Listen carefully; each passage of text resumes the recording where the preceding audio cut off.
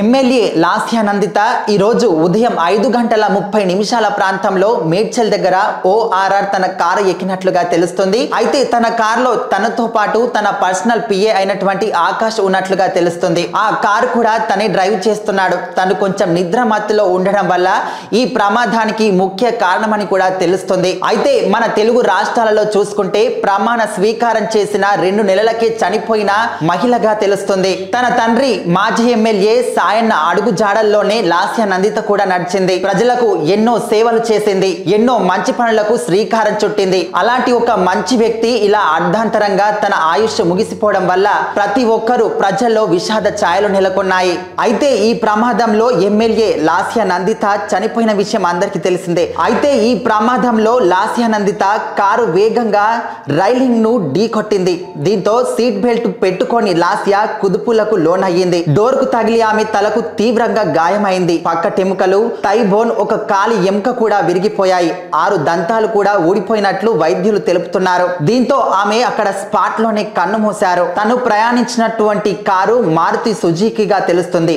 మన దేశంలోనే ఎక్కువ మంది మారుతి సుజుకీ కార్లు కొనుగోలు చేస్తుంటారు. గతేడాది టాప్ 10 సెల్లింగ్ కార్లలో 7 ఈ కంపెనీ కార్లే ఉన్నాయి. ధర తక్కువ, మైలేజ్ ఎక్కువగా ఇస్తుండడంతో చాలా మంది వీటి వైపు మొగ్గు చూపిస్తున్నారు. అయితే సేఫ్టీలో మాత్రం ఈ కార్లు వెనుకబడి ఉన్నాయి. బాడీ స్టాండర్డ్ గా లేకపోవడంతో మైనర్ యాక్సిడెంట్లు చాలా అవుతున్నాయి. చాలా వరకు కార్ ప్రమాదాలలో ఈ కార్లే ఉన్నాయని గుర్తించాలి. ఇప్పుడు ఎమ్మెల్యే లాస్య నందిత కూడా ఈ కంపెనీకి చెందిన కార్లోనే ప్రయాణించి తన ప్రాణాలు కోల్పోయింది. ఈ ప్రమాదం జరిగినప్పుడు కార్లోని ఎయిర్ బ్యాగ్స్ అన్ని ఓపెన్ అయినప్పటికీ ఈ ప్రమాదం వల్ల తను అక్కడే స్పాట్ లో డెడ్ అయింది. ఎంతో మంది రాజకీయ నాయకులు, అధికారులు, పోలీసులు, మంత్రులు, ఎమ్మెల్యేలు, సీఎంలు, మాజీ సీఎం, ఇప్పుడున్న సీఎం కూడా లాస్య నందితకు నివాళులు అర్పించారు.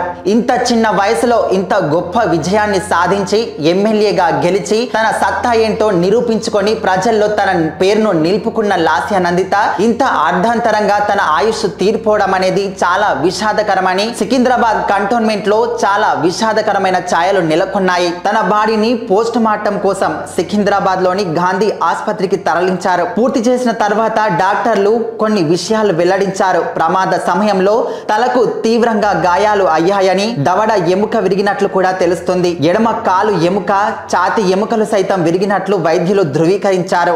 మాజీ సీఎం కేసీఆర్ కూడా ఘన నివాళులు అర్పించారు లాస్య నందితకు. హైదరాబాద్ కార్ఖానాలోని ఆమె నివాసానికి వెళ్లిన ఆయన కుటుంబ సభ్యులను పరామర్శించి ఆయన వెంట మాజీ మంత్రులు హరీష్ రావు, తలసాని శ్రీనివాస్ యాదవ్ కూడా ఉన్నారు. వీళ్లతో పాటు ఎంతో మంది మంత్రులు, ఎమ్మెల్యేలు కూడా లాస్య నందితకు నివాళులు అర్పిస్తున్నారు. తను చేసినటువంటి సేవలను గుర్తిస్తున్నారు.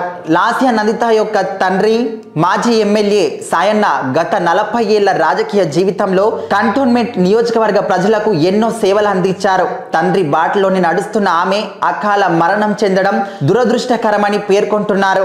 ఆమెకు ఎంతో భవిష్యత్తు ఉందని, ఇంతలోనే ఇలా జరగడం చాలా విషాదకరమని కూడా ప్రజలందరూ తన పట్ల బాధని వ్యక్తపరుస్తున్నారు. అయితే ఈ ప్రమాదం వెనుక పోలీసులు కొన్ని అనుమానాలు కూడా వ్యక్తపరుస్తున్నారు. కారు వేగంగా వెళ్లి రైలింగ్ ని ఢీ కొట్టడం వల్లనే ఈ ప్రమాదం జరిగిందని చాలా వరకు కూడా తెలుస్తుంది. కానీ రైలింగ్ ని ఢీ కొట్టక ముందు లారీని ఢీ కొట్టినట్టు కూడా తెలుస్తుంది. లారీకి ఈ కారు ఇరుక్కుపోయి సుమారుగా 100 మీటర్ల దూరం అలాగే ప్రయాణించింది. ఈ ప్రమాదం అనుకోకుండా జరిగిందా లేదా కొంతమంది ఎవరైనా ప్లాన్ చేసి దీన్ని సృష్టించారా అనే విషయం మీద కూడా అనుమానాలు వ్యక్తపరుస్తున్నారు. ఎందుకంటే ఇది మొదటిసారి కాదు. లాస్య నందితకు ఇది 3వసారి జరిగిన రోడ్డు ప్రమాదం. ఇంతకు ముందు కూడా 2 సార్లు రోడ్డు ప్రమాదం జరిగినప్పుడు తన కార్ డ్రైవర్ చనిపోయాడు. ఇప్పుడు ఇది 3వసారి ఏకంగా తనే కన్ను మూశారు. దీని మీద ప్రత్యేకంగా కొన్ని అనుమానాలు వ్యక్తపరుస్తున్నారు పోలీసులు. అయితే ఎమ్మెల్యే లాస్య నందితకు జరిగిన ఈ ప్రమాదం వెనుక ఎవరైనా ప్రీ ప్లాన్డ్ గా ఇది సృష్టించారనే అనుమానాలు పక్కన పెడితే కొన్ని నమ్మకాలకు సంబంధించినవి కూడా మనకు వినిపిస్తున్నాయి. ఏంటంటే తన తండ్రి సాయన్న చనిపోయిన తర్వాత ఏడాదికి తన ఇంట్లో ఒక శాంతి హోమాన్ని నిర్వహించాలని పూజారులు చెప్పినట్టుగా తెలుస్తుంది. అయితే ఆ శాంతి హోమాన్ని తన తండ్రి చనిపోయి ఏడాది గడిచిపోయినప్పటికీ కూడా నిర్వహించకపోవడం వల్ల కూడా ఈ ప్రమాదం జరిగినట్లు కూడా కొంతమంది అనుమానం వ్యక్తపరుస్తున్నారు. రాజకీయ నాయకులైనా, పోలీసులైనా, కుటుంబ సభ్యులైనా, ప్రజలైనా ఎన్ని అనుమానాలు వ్యక్తపరిచినప్పటికీ పోయిన ప్రాణాలు మాత్రం తిరిగి రావు. ఇంత చిన్న వయసులో సుమారుగా 17,000 మెజార్టీతో గెలుపొందిన లాస్య నందిత, గద్దర్ కూతురు వెన్నెలను సైతం ఓడించిన లాస్య నందిత ఇంత అర్ధాంతరంగా దురదృష్టవశాత్తు ఇంత చిన్న వయసులో ప్రాణాలు కోల్పోవడం అనేది ప్రతి ఒక్కరికి కూడా బాధాకరంగా అనిపిస్తూ ఉంది.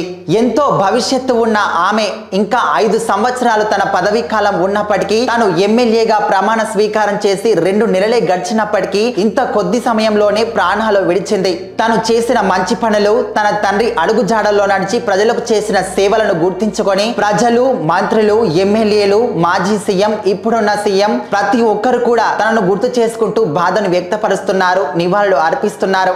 ఎంతో మంది అధికారులు, ఎమ్మెల్యేలు, సీఎం, పోలీసులు, అధికారుల సమక్షంలో ప్రభుత్వ లాంఛనాలతో ఎమ్మెల్యే లాస్య నందిత యొక్క అంత్యక్రియలు నిర్వహిస్తారు.